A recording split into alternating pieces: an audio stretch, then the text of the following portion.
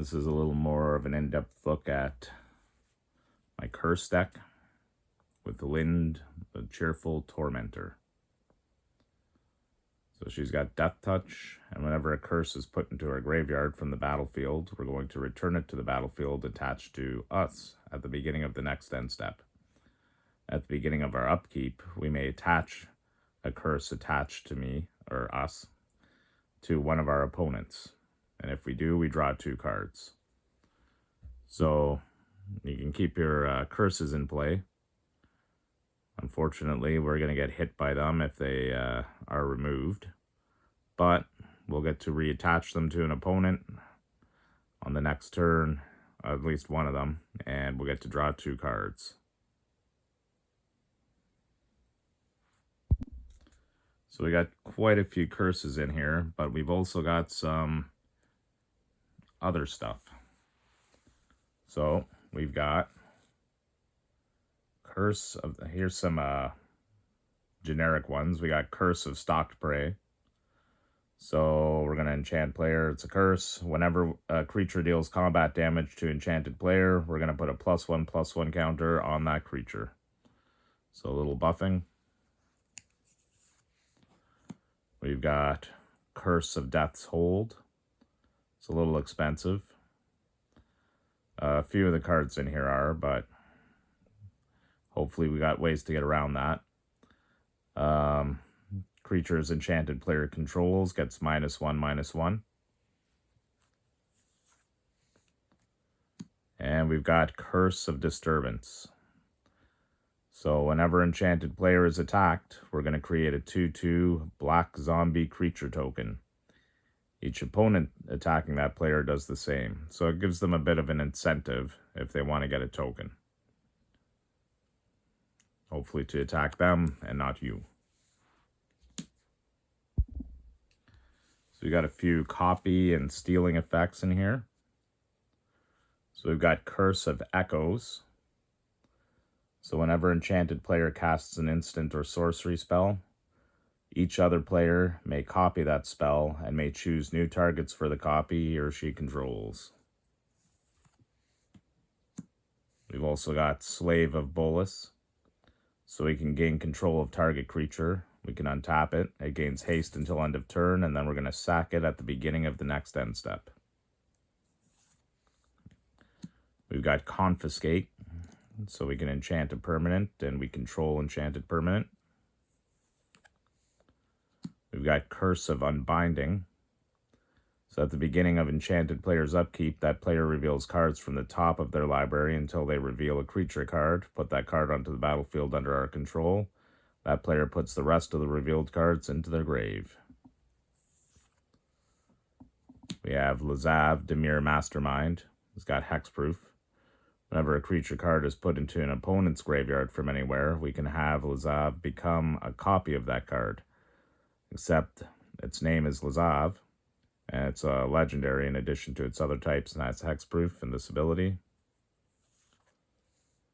And we've also got the Scion of Darkness. Quite a bit expensive. It's got Trample.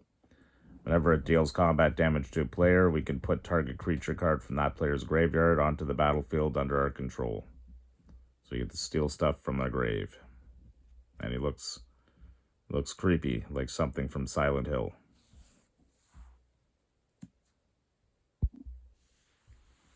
So here are a few things that'll do some damage to them.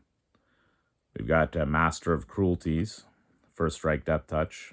Can only attack alone. Whenever it attacks a player and isn't blocked, that player's life total becomes 1. And then it won't assign any combat damage this combat. So it's not too much to say about that. You take your opponent, one of them, down to 1. That'll suck for them. We've also got a Blood Tyrant. It's got Flying Trample. At the beginning of our upkeep, each player is going to lose a life. So a little bit of ping damage there. Then we're going to put a +1/+1 counter on it for each 1 life lost this way. And whenever a player loses the game, we're going to put 5 counters on it. So we can grow them pretty quick, especially if we could take out a player. We have Manneting Hex.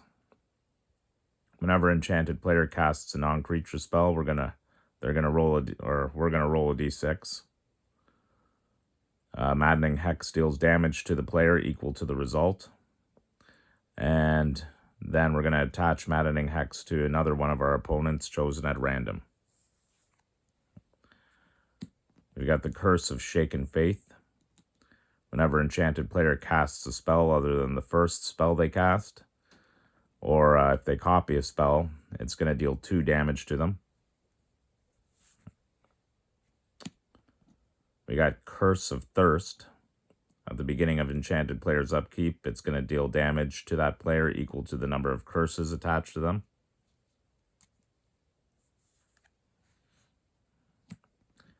We've got Curse of the Pierced Heart. At the beginning of enchanted player's upkeep, Curse of the Pierced Heart is going to deal 1 damage to that player. We've got Trespasser's Curse. Whenever a creature enters the battlefield under enchanted player's control, that player loses a life and we gain a life. And we've got Curse of Fool's Wisdom. So whenever enchanted player draws a card, they're going to lose 2 life and we're going to gain 2 life. It is a hefty 6, but it's got Madness. So if we're able to discard it and then cast it for its Madness cost, it's a little bit better. We've got Curse of Bloodletting. So if a source would deal damage to an enchanted player, to the enchanted player, it deals double that damage instead. And we've got the Torment of Scarabs. So at the beginning of enchanted player's upkeep, that player loses 3 life unless he or she sacrifices a non-land permanent or discards a card.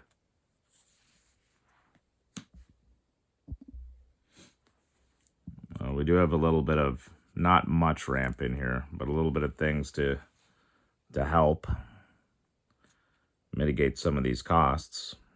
Like an Apprentice Wizard. If we pay a blue and tap it, we can add 3 colorless to our mana pool.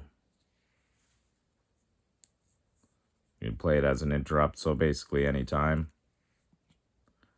We've got the Curse of Opulence. So whenever enchanted player is attacked, we create a colorless artifact token named Gold. Pretty much like treasure, but it's gold. So each opponent attacking that player does the same. So that just gets people to attack that player, hopefully.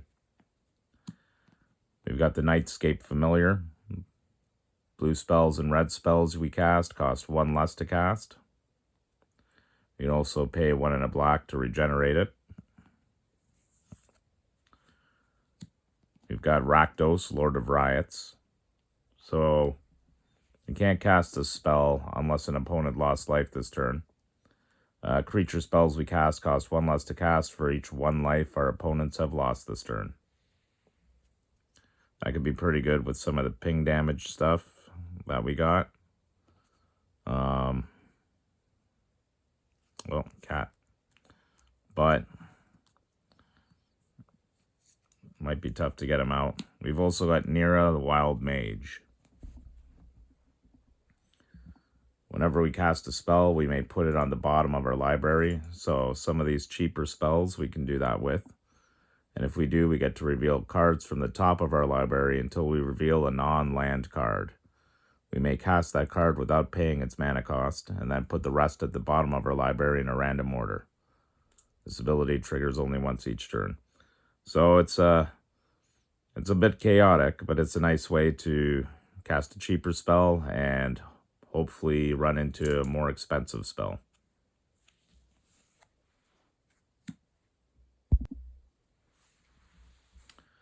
We've also got Harvester of Souls. So we're looking for a little bit of card draw here. It's got Death Touch. Whenever another non-token creature dies, we can draw a card. I guess that's anybody's creatures. We've got Curse of Hospitality.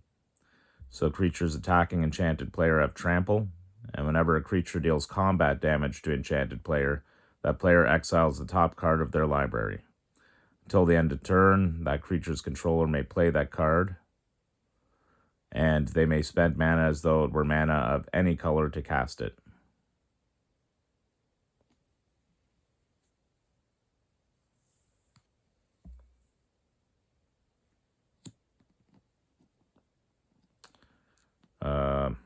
We've also got Curse of Obsession. At the beginning of enchanted player's draw step, that player draws 2 additional cards. At the beginning of enchanted player's end step, that player discards their hand. So this could work both on yourself or an opponent. Because in this deck too, because things are expensive, this will be a nice way to draw cards and throw cards into our grave, because we have ways of bringing it back, just as long as we have the mana to do so. We've got Curse of Verbosity. Whenever enchanted player is attacked, we draw a card. Each opponent attacking that player does the same. We've also got Curse of Surveillance. So at the beginning of enchanted player's upkeep, any number of target players other than that player each draw cards equal to the number of curses attached to that player. And we have a Vampiric Tutor, just in case you want to find a particular card at the time.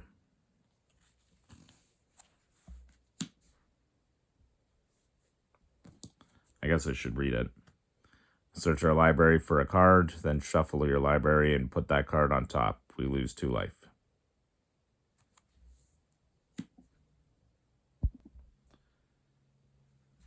So before we get into cards that bring stuff back, let's go to a little bit of removal here. We got Nicol Bolas, Planeswalker. He's a pretty hefty price. But if we +3 him, we could destroy target non-creature permanent. If we -2 him, we can gain control of target creature. So those are 2 ways you got removal, but one of them you actually gain a creature as well. And if we -9 him, it deals 7 damage to target player. That player discards 7 cards and then sacrifices 7 permanents. That's pretty brutal. If you can pull it off. We've got the Avatar of Woe. If there are 10 or more creature cards in total in all graveyards, it costs 6 less to cast. It's got Fear, so it can't be blocked except by artifact creatures and or black creatures. If we tap it, we can destroy target creature and it can't be regenerated. We've also got the Archfiend of Depravity. It's got Flying. At the beginning of each opponent's end step, that player chooses up to 2 creatures he or she controls, then sacrifices the rest. So that's a good bit of removal there. Against everybody. That's not you. We've got Vampiric Dragon. It's got Flying. Whenever a creature dealt damage by a Vampiric Dragon this turn is put into a graveyard, put a +1 counter on it. If we pay 1 in a red, it deals 1 damage to target creature. So that could be removal for small things, but we've also got a couple of ways to give it Death Touch, so you could just go around pinging things and killing them. We're not focused on that, obviously. It's not very optimal, but it's kind of niche, I guess. We got the Reaper's Talisman. Whenever equipped creature attacks, it gains Death Touch till end of turn. So you would have to attach it to the Vampiric Dragon, attack with it, and then start paying 1 in a red to start pinging off creatures. And whenever equipped a creature attacks alone, defending player loses 2 life, you gain 2 life. Costs 2 to equip. And we've got the Rune of Mortality. So when it enters, we get to draw a card. That's nice. As long as enchanted permanent is a creature, it has Death Touch, and that's what it would be. That would be your Vampiric. You could do it to any creature, but Vampiric Dragon is the best one. And as long as enchanted permanent is an equipment, it has equipped creature as Death Touch. We're not really going to do that. What's nice about these cards too is, yeah, they're mainly for the Vampiric Dragon, but it only costs 1 black for the Reaper's Talisman and 1 and a black for the Rune of Mortality. So basically, if you have Nira, you could pay this cheap cost and hopefully run into something a bit bigger.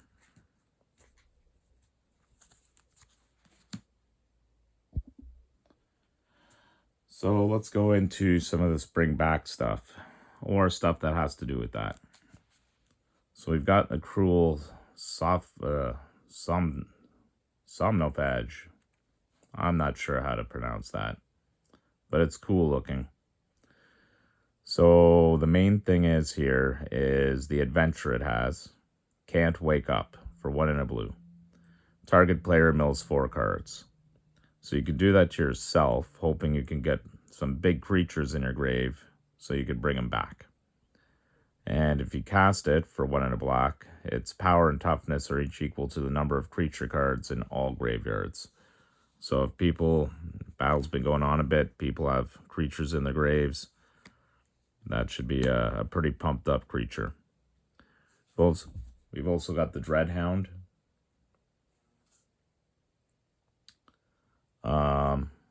When it enters the battlefield, we're going to mill 3 cards. And whenever a creature dies, or a creature card is put into a graveyard from the library, each opponent's going to lose a life. So the milling 3 cards can get stuff into our grave. We've got the Curse of Chaos. Whenever a player attacks enchanted player with 1 or more creatures, that attacking player may discard a card, and if the player does, he or she draws a card. So that's another card draw way, but again, we can discard a card. We could get that madness cost on that other card we saw, and also we can get a card that we want into our grave, so we could hopefully bring it back. We've got Summon Undead, so we can mill 3 cards, then return a creature card from our grave to the battlefield. So that's one way we can bring stuff back. We got the Torrent of Souls. Return up to 1 creature card from our grave to the battlefield if black was spent to cast it. And if red was spent to cast it, it'll get +2 and gain haste. We've also got Rise again. So we're going to return target creature card from our grave to the battlefield. A lot of these cost 5, but it's definitely cheaper than what you'd be paying if you pay the full cost of the creature. We've got Extract from Darkness. Each player puts the top 2 cards of their library into their grave, then put a creature card from a grave onto the battlefield under our control. We've got Zombify, where we're going to return target creature card from our grave to the battlefield. We've got Beacon of Unrest, so we're going to put target artifact creature card from our graveyard onto the battlefield under our control. And then we're going to shuffle it into our library. We've also got a Makeshift Mannequin. So we're going to return target creature from our grave to the battlefield with a mannequin counter on it. For as long as it has the mannequin counter, when this creature becomes the target of a spell or ability, we're going to sack it. We've also got Ashiok, Sculptor of Fears. So if we +2 her, we get to draw a card, and each player puts the top 2 cards of their library into their grave. So we could do that to ourselves. Well, it just says each player, so we'll be doing it to ourselves and other players to mill them out. We can -5, so we're going to put target creature card from a grave onto the battlefield under our control. And if we happen to get the -11, we can gain control of all creatures target opponent controls. We've also got the Virtue of Persistence. So on its adventure part, it's got Lochthwain Scorn. Target creature gets -3 till end of turn. You gain 2 life. But we mostly have it in here for its main thing. So if you cast it for its 7, which is pretty hefty, at the beginning of your upkeep, put target creature card from a graveyard onto the battlefield under your control. So we can start bringing back some of those more expensive things from our grave, or we can take something from somebody else's grave and put it onto the battlefield under our control. We've also got the Portal to Phyrexia. Again, very expensive. When it enters the battlefield, each opponent sacrifices 3 creatures. So that's kind of nice. We got some removal there on them. And at the beginning of our upkeep, we're going to put target creature card from a graveyard onto the battlefield under our control. It's Phyrexian in addition to its other types. So again, we can bring stuff back from ours, or we can steal stuff from other people's graves. And we've also got the Dimir Doppelganger. So if we pay 1 and a blue and a black, we're going to exile target creature card from a graveyard. And it's going to become a copy of that card, except it has this ability. So once again, we could do it to ourselves, or we could do it to somebody else's creature in their grave.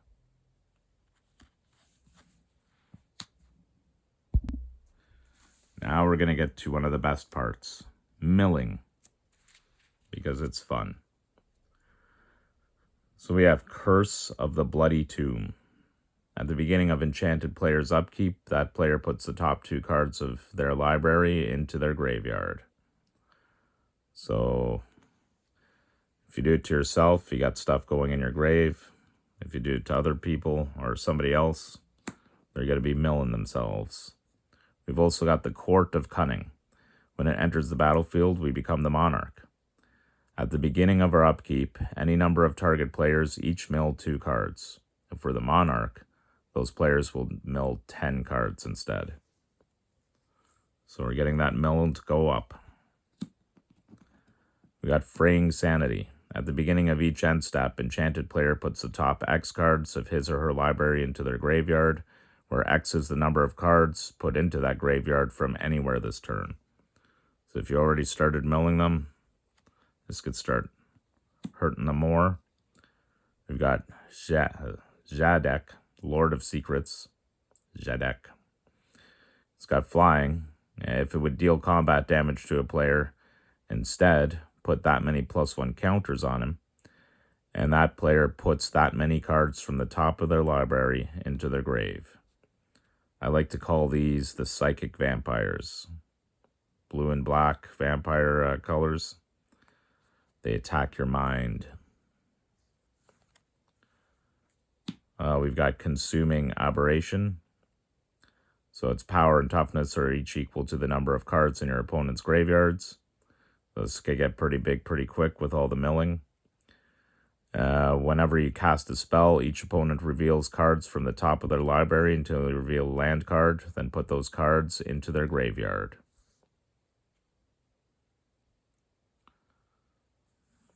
That could be pretty devastating. One of my favorites, Mirko Vosk, Mind Drinker. Again, another psychic vampire. It's got flying.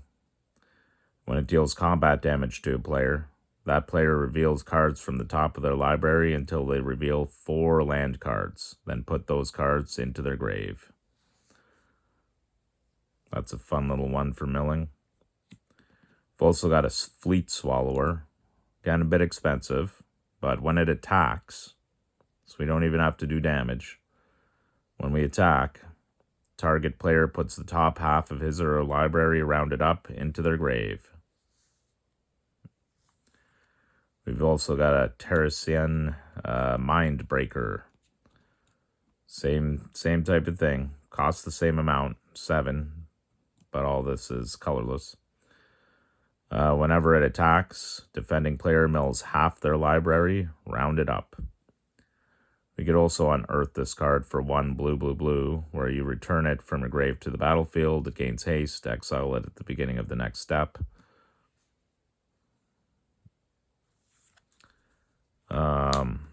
So in here too, we've got some copy things, so we can make more milling machines. Quasi-duplicate. Create a token that's a copy of target creature you control. Probably going to copy Fleet Swallower or Teresian Mindbreaker. It's also got Jumpstart. You can cast this card from your graveyard by discarding a card in addition to paying its other costs, then exile it. We've got Shameless Charlatan. So commander creatures you own have pay 2 and a blue. This creature becomes a copy of another target creature. So if you're not really using Lynde for preventing your enchantments from dying and drawing cards from it, you could turn her into a milling machine. Or one of the other creatures, but we do have that legendary rule. We've got Spark Double. Speaking of the legendary rule, you may have Spark Double enter the battlefield as a copy of a creature or planeswalker you control, except it enters with an additional +1 counter on it, and it enters with an additional loyalty if it's a planeswalker, but no. And it isn't legendary if that permanent is legendary. I like copying Mirko Vosk because I think he's cool. And I could have 2 of him. We've also got Aranis's Vile Duplication. We're going to create a token that's a copy of target creature you control, except the token has flying and isn't legendary if the creature is legendary. And just to get that damage through, or to keep your creature alive that's been milling things, we've got a Suspicious Bookcase. It's got Defender, but if we pay 3 and tap it, target creature can't be blocked this turn.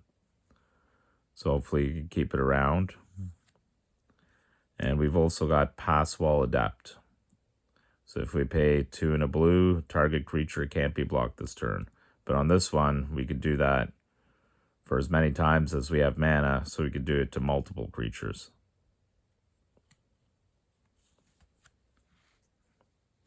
So the main thing is mess with people with the curses, because it's funny, and then mill them to death. And that was a more in-depth look at the curse deck.